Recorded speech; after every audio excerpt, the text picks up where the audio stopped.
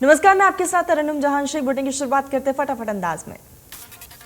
दिल्ली में नवरात्रि उत्सव के 9वें दिन श्रद्धालु झंडेवाला मंदिर में पूजा अर्चना करने पहुंचे। इस दौरान श्रद्धालुओं में खासा उत्साह देखने को मिला। नवरात्रि की 9वीं तिथि पर महिषासुर मर्दिनी रूप में देवी की पूजा होती है और पौराणिक कथाओं के मुताबिक इस तारीख पर ही देवी ने महिषासुर को मारा था और इसके बाद देवताओं और ऋषियों ने देवी की महापूजा की थी। केंद्रीय गृह मंत्री अमित शाह के जम्मू कश्मीर दौरे का दूसरा दिन है। अमित शाह राजौरी की जनसभा में जम्मू कश्मीर के एक बड़े तबके पहाड़ी समुदाय को बड़ी सौगात दे सकते हैं। अमित शाह पहाड़ी समुदाय को एसटी और स्टेट से दिए जाने की कई सालों से चली आ रही मांग पर बड़ा ऐलान कर सकते हैं। जम्मू कश्मीर के डीजी जेल एचके लोहिया अपने ही घर में मृत पाए गए हैं। एचके लोहिया का शव उनके ही घर में संदिग्ध परिस्थितियों में मिला। एचके लोहिया की हत्या की जिम्मेदारी जम्मू कश्मीर के आतंकी संगठन टीआरएफ ने लिया है और पुलिस ने हत्या के साथ ही दूसरे एंगल से भी तफ्तीश शुरू कर दी है। हरियाणा के सीएम मनोहर लाल और डिप्टी सीएम दुष्यंत सिंह चौटाला के 3 दिवसीय दुबई दौरे का आज आखिरी दिन है। सीएम मनोहर लाल और डिप्टी सीएम दुष्यंत चौटाला 5 अक्टूबर रात तकरीबन 1:30 बजे दिल्ली के आईजीआई एयरपोर्ट पहुंचेंगे।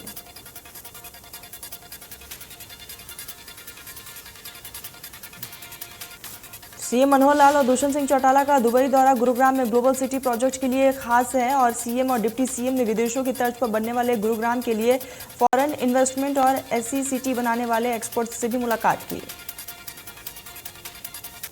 चुनाव आयोग ने आदमपुर हल्के सहित 6 राज्यों में विधानसभा के 7 सीटों पर उपचुनाव का ऐलान कर दिया। इन राज्यों में हरियाणा, महाराष्ट्र, बिहार, तेलंगाना, यूपी और ओडिशा शामिल है।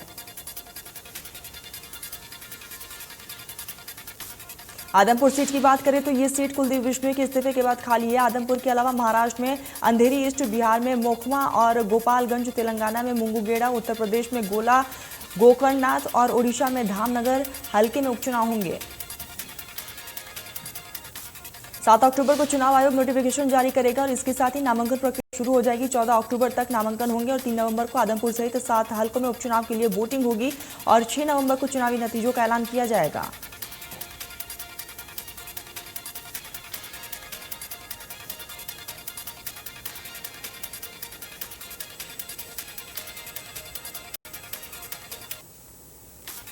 वही आदमपुर उपचुनाव पर भूपेंद्र सिंह हुड्डा ने कहा है कि आदमपुर उपचुनाव को लेकर तैयारियां पूरी हैं। आदमपुर में कांग्रेस का प्रत्याशी ही जीतेगा।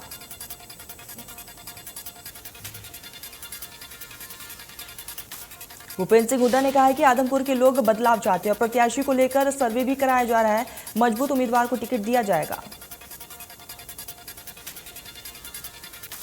किसानों के मुद्दों को लेकर भूपेंद्र सिंह हुड्डा ने कहा है कि किसानों को फसल का सही भुगतान नहीं मिल रहा है, जिसकी वजह से किसान परेशान है। बीजेपी की सरकार को हरियाणा में 8 साल हो गए हैं, लेकिन अभी तक एक भी नया निवेश हरियाणा में नहीं हुआ। राज्यसभा सांसद दीपेंद्र सिंह हुड्डा ने कहा कि पिछले 8.5 सालों में भाजपा के कार्यालय के दौरान ना तो शिक्षकों की कोई भी भर्ती हुई है और ना ही कोई भी नया स्कूल या फिर यूनिवर्सिटी खुली है। राज्यसभा सांसद दीपेंद्र सिंह हुड्डा ने कहा कि कांग्रेस के 10 सालों में 1 लाख शिक्षकों की भर्ती की गई थी, लेकिन इस सरकार में शिक्षा और जवान और किसान सभी निशाने पर हैं। उन्होंने बीमा फसल योजना के सवाल पर कहा कि सरकार के संरक्षण में चल रही कुछ निजी बीमा कंपनियों के कारण आज किसानों को उनकी खराब हुई फसलों का मुआवजा तक नहीं मिल पा रहा है, जिसकी वजह से किसान बेहद परेशान हैं।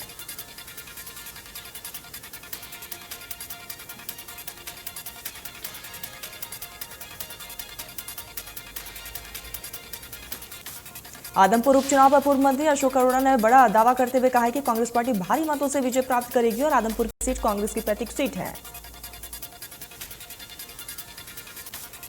अशोक अरोड़ा ने कहा है कि कुलदीप बिश्नोई यहां पर कांग्रेस पार्टी से विजय प्राप्त की थी, मगर उन्होंने अपना अब दल बदल लिया है और आदमपुर में मुख्य मुकाबला कांग्रेस और भाजपा के बीच रहेगा।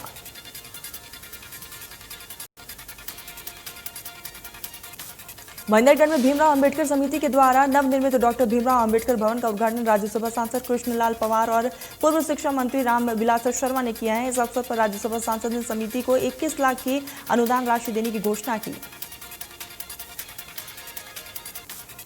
राज्यसभा सांसद कृष्णलाल पवार ने कहा कि डॉक्टर भीमराव अंबेडकर का मूल मंत्र था कि शिक्षित रहो, संगठित रहो, साहस करो और आगे बढ़ो। हमेशा देश का उज्जवल भविष्य हमारी युवा पीढ़ी है।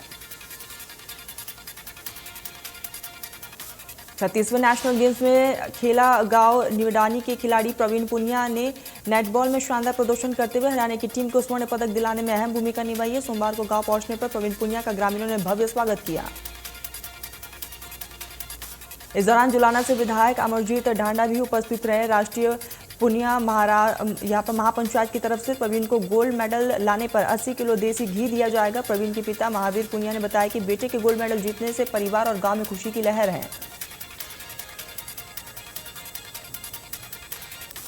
श्रमिकों ने मनरेगा में धांधली होने और कई सालों से मजदूरी नहीं दिए जाने, जॉब कार्ड बनाने, 200 काम दिए जाने और पात्रों के बीपीएल राशन कार्ड बनाने संबंधित मांगों को लेकर ज्ञापन रखी है। प्रदर्शन की अगुवाई यूनियन के कार्यकारी अध्यक्ष जिले सिंह पाल ने की है।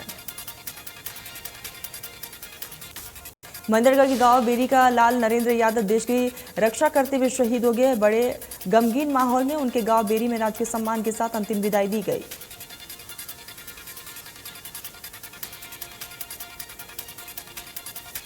हटेली के गांव खेड़ी में पिछले दिनों दो समाज के लोगों में हुए विवाद को लेकर गांव में महापंचायत हुई है। महापंचायत में प्रशासन की तरफ से तहसीलदार रमेश कुमार सैनी पहुंचे, जिन्होंने महापंचायत द्वारा दिया गया मांग पत्र लिया।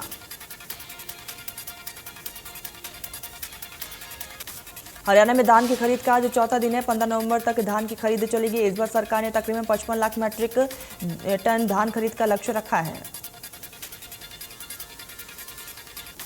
पुंडरी में खाद्य एवं आपूर्ति विभाग की करीब 6 करोड़ रुपए की अधिक से खराब हुई गेहूं के मामले में नुकसान की भरपाई डीएफएससी सहित 5 अधिकारियों को करनी होगी। अधिकारियों का कहना है कि विभाग द्वारा खराब हुए गेहूं की बोली करवा दी गई है और फतेहपुर और पुंडरी में खाद्य आपूर्ति विभाग के 2 गोदाम में लगभग 3650 मीट्रिक टन गेहूं अधिकारियों की लापरवाही और पुरानी तिरपालों के भरोसे खराब हुई है। फरीदाबाद के सेक्टर 10 और 11 का डिवाइडिंग रोड 4 महीने से बनकर तैयार होना था, लेकिन 3 साल बीत जाने के बाद भी निर्माण अधर में लटका है। इस सड़क का शिलान्यास केंद्रीय राज्य मंत्री कृष्णपाल गुर्जर और विधायक नरेंद्र गुप्ता ने 3 नवंबर 2019 को किया था। 3 साल बीत जाने के बाद भी ये सड़क अभी तक पूरी बनकर तैयार नहीं हुई।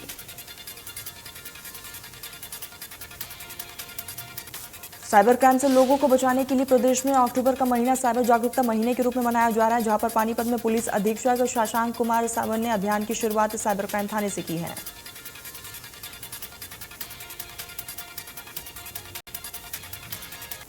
सभी पुलिस अधिकारियों और कर्मचारियों को विशेष रूप से निर्देश दे दिए गए। साइबर क्राइम में पीड़ित व्यक्ति की तुरंत हर संभव सहायता के साथ ही उसे जागरूक भी किया जाए।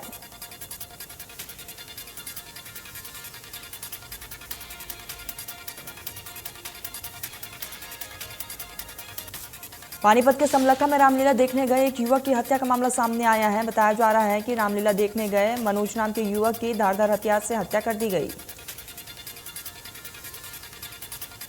हत्या करने वाला और कोई नहीं बल्कि उसके ही गांव के 4 युवक बताए जा रहे। पुलिस ने परिजनों की शिकायत पर 4 युवकों समेत अन्य लोगों पर केस दर्ज कर लिया है और आरोपियों की तलाश में छानबीन शुरू कर दी है।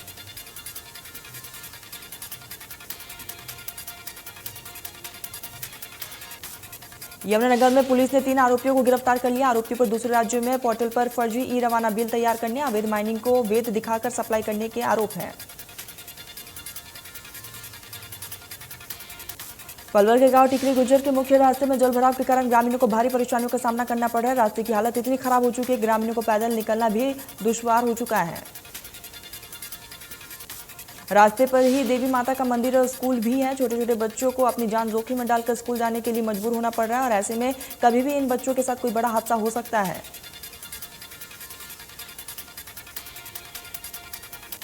त्योहारी सीजन शुरू हो चुके हैं। बाजारों में लोगों की भीड़ भी देखने को मिल रही है और इसके बावजूद भी दुकानदारों के चेहरे पर मायूसी देखने को मिल रही है। दुकानदारों का कहना है कि कोरोना के 2 साल बेशक यहां पर बीत चुके हैं, लेकिन दुकानदार अभी भी पूरी तरीके से मंदी की मार को झेल रहे हैं।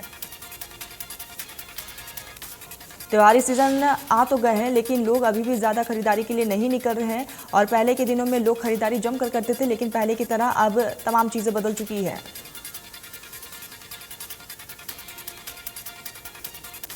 सोनीपत की अनाज मंडी में किसान अपनी धान की फसल लेकर मंडी में पहुंच रहे हैं और जहां पर पीआर की सरकारी खरीद शुरू हो गई है। सोनीपत की अनाज मंडी में अभी भी 9 ग्रेड पास से कटे हुए हैं।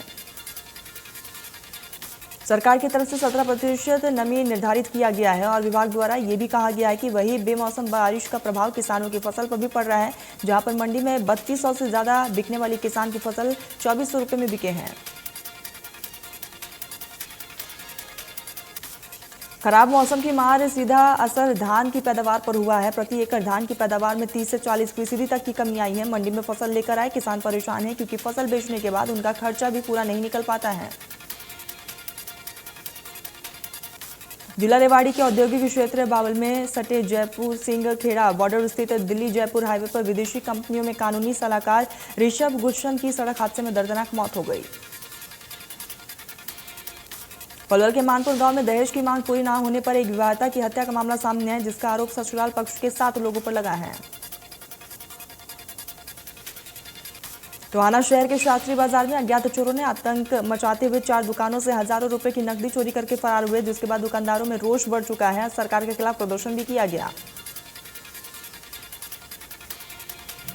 इस प्रदर्शन की अध्यक्षता हरियाणा प्रदेश व्यापार मंडल के प्रधान राजेंद्र ठकराल ने की है और इस दौरान शहर थाने में व्यापारियों को डीएसपी शाकिर हुसैन ने आश्वासन दिया है कि शीघ्र आरोपियों को गिरफ्तार कर लिया जाएगा।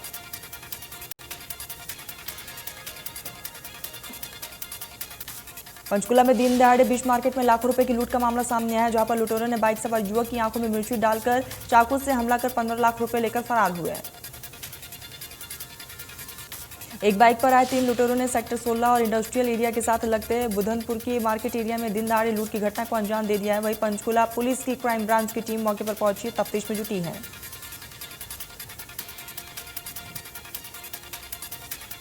नूंह पुलिस ने यूपी की तर्ज पर अपराधियों पर बड़ा प्रहार करते हुए अवैध रूप से की गई कमाई से अवैध कॉलोनी में बनाए मकान को ध्वस्त कर दिया है। कुख्यात अपराधी राहुल के काले साम्राज्य का अंत हुआ। आरोपी राहुल के खिलाफ करीब 1 दर्जन एटीएम चोरी, पुलिस कर्मचारियों पर जान से मारने की नीयत से हमला करना, चोरी का सामान लेते गौ तस्करी और अन्य प्रकार की संगीन वारदातों के मुकदमे दर्ज थे।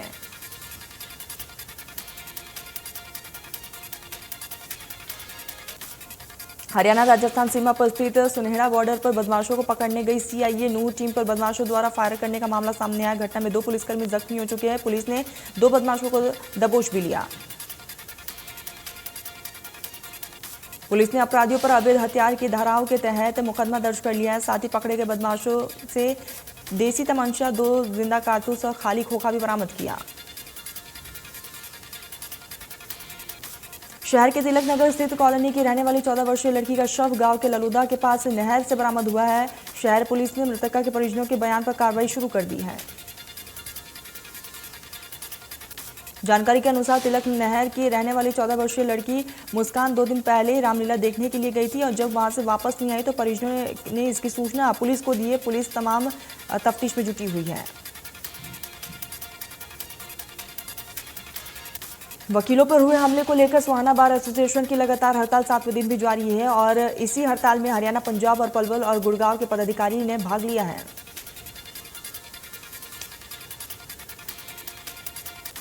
पदाधिकारियों ने कहा है कि पुलिस जब तक आरोपियों की गिरफ्तारी नहीं करेगी तब तक ये हड़ताल इसी तरीके से जारी रहेगी। वहीं इस पूरे मामले को लेकर हरियाणा, पंजाब बार में भी स्ट्राइक कराई जाएगी।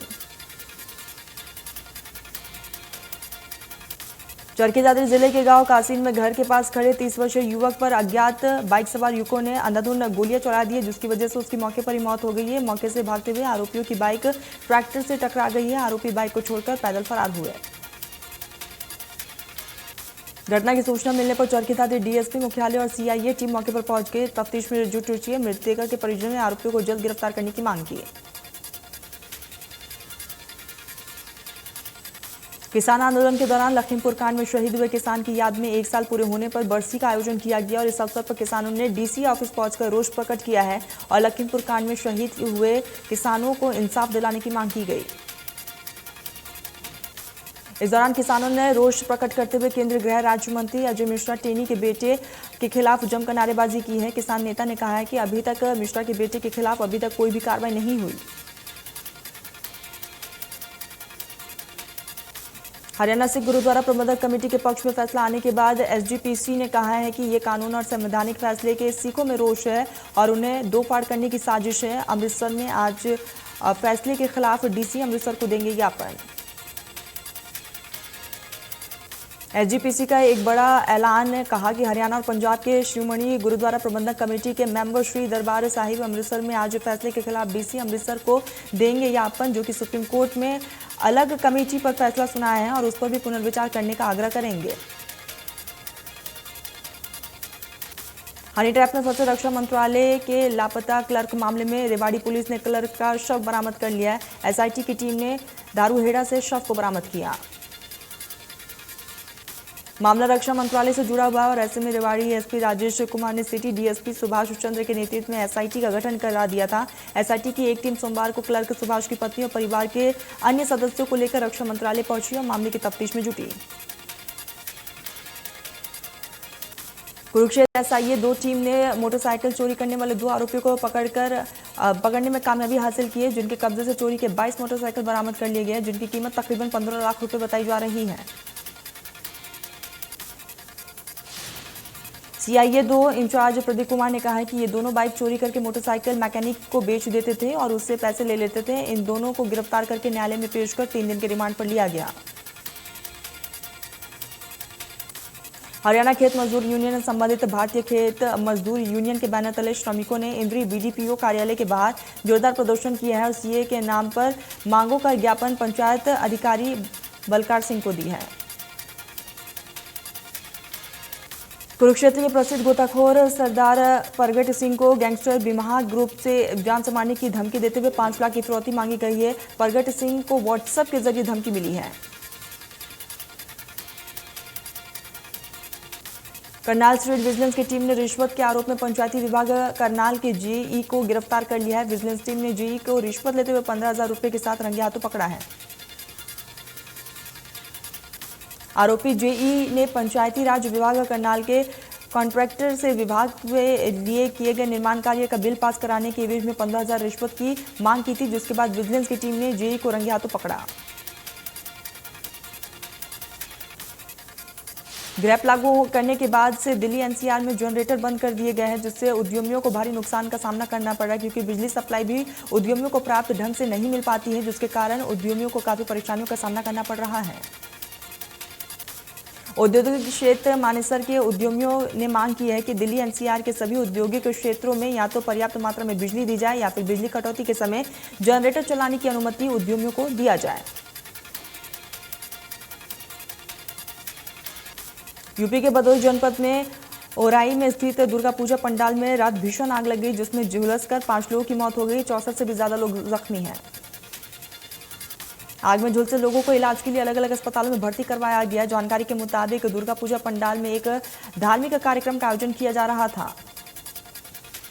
अपर जिलाधिकारी की अध्यक्षता में एसआईटी टीम का गठन कर लिया गया। जांच टीम को पंडाल में लॉजन के पास से आग लगने के साक्ष्य मिले हैं। आग किन कारणों से लगी, इसका खुलासा किया जा रहा है।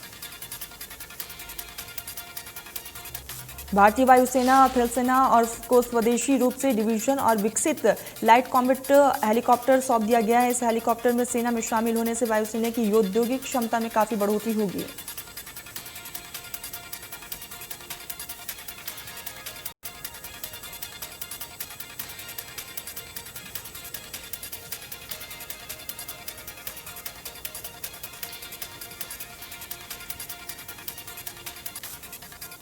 इन हेलीकॉप्टर्स को रक्षा मंत्री राजनाथ सिंह, वायुसेना प्रमुख वी.आर. चौधरी की मौजूदगी में औद्योगिक तौर पर जोधपुर वायुसेना बेस पर वायुसेना में शामिल किया गया।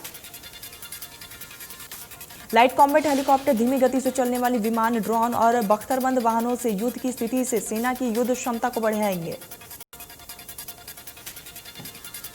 गुरुग्राम के मेदांता अस्पताल में भर्ती उत्तर प्रदेश के पूर्व मुख्यमंत्री और समाजवादी पार्टी के नेता मुलायम सिंह यादव को क्रिटिकल केयर यूनिट में भर्ती किया गया। मेदांता अस्पताल ने सोमवार को ये जानकारी दी है। विशेषज्ञों की टीम उनकी देखरेख में जुटी हुई है। मुलायम सिंह बीते अगस्त महीने से मेदांता अस्पताल में भर्ती है और उनका यहां पर लंबे समय से इलाज चल रहा है।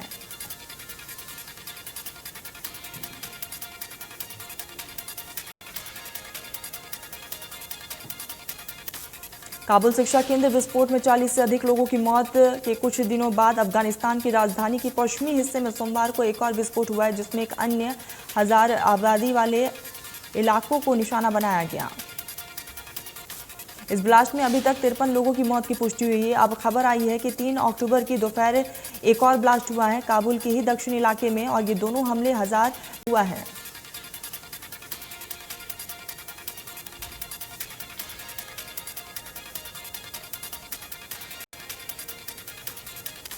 स्टार तेज जसप्रीत बुमराह चोट के चलते टी20 वर्ल्ड कप 2022 से आधिकारिक रूप से बाहर हो चुके हैं। बोर्ड सचिव जय शाह ने की मेडिकल टीम के हवाले से एक बयान में बताया कि बुमराह आईसीसी पुरुष टी20 विश्व कप टीम से बाहर हो गए हैं। उन्होंने कहा है कि ये फैसला विस्तृत मूल्यांकन और एक्सपर्ट्स के सलाह करने के बाद ही लिया गया है। बीसीसीआई अब जल्द ही टी20 वर्ल्ड कप के लिए बुमराह के रिप्रेजेंट में किसी और का नाम ऐलान करेगी। एक्टर पंकज त्रिपाठी को चुनाव आयोग ने अपना नेशनल आइकॉन बनाने का फैसला किया। सोमवार को ईसी ने मुख्य निर्वाचन अधिकारी राजीव कुमार ने इसका ऐलान किया।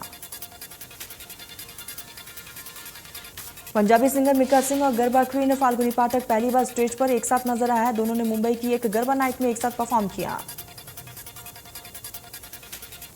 बॉलीवुड एक्ट्रेस काजोल ने हाल ही में सोशल मीडिया पर प्राउड मॉम मूवमेंट का एक वीडियो शेयर किया। वीडियो में काजोल का बेटा युग लोगों को प्रसाद परोसते हुए नजर आ रहा है। फिल्म विक्रम वेदा ने पहले वीकेंड में तकरीबन 37 करोड़ रुपए की कमाई की है। माना जा रहा है कि फेस्टिवल सीजन आने के कारण फिल्म के कलेक्शन में और भी बढ़ोतरी देखने को मिलेगी। फिल्म पोनियन सिल्वर पॉट 1 ने रिलीज के साथ ही तहलका मचा दिया है। बॉक्स ऑफिस पर फिल्म जबरदस्त प्रदर्शन कर रही फिल्म ने पहले वीकेंड में 200 करोड़ के क्लब में एंट्री कर ली है।